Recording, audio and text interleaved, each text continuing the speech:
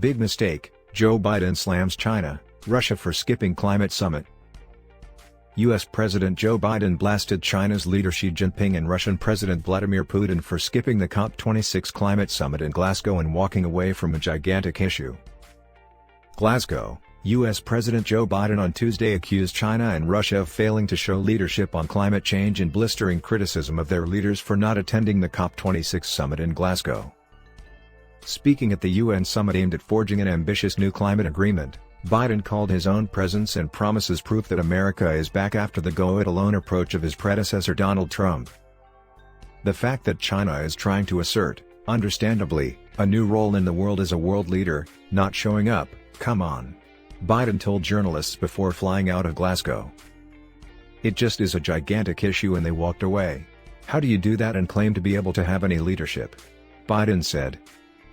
It's been a big mistake, quite frankly, for China not showing up. The rest of the world looked at China and said, what value are they providing? He added. Jinping, who leads the world's largest emitter of carbon emissions responsible for climate change, has not traveled outside of China since the beginnings of the COVID-19 pandemic in early 2020. Biden was even more scathing about Russian President Vladimir Putin, who does travel and met the U.S. President in Geneva in June. Russia is the world's fourth largest emitter. His tundra is burning, literally, the tundra is burning. He has serious climate problems, and he is mum on willingness to do anything, he said. America is back.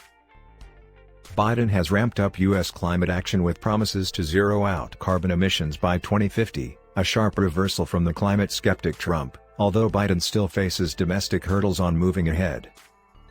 Biden said he was making good on his vow on his first international trip as president, to the Group of Seven summit in Cornwall in June, that the United States was returning to the international stage. Two world leaders came up to me today and said, "Thank you for your leadership. You're making a big difference here," Biden said, acknowledging his comments sounded. Two world leaders came up to me today and said, "Thank you for your leadership. You're making a big difference here." U.S. officials had earlier expected Jinping to meet Biden for the first time as president at this weekend's Group of 20 summit in Rome. The two countries, however, instead said they would meet virtually by the end of the year. Biden said no date has been set.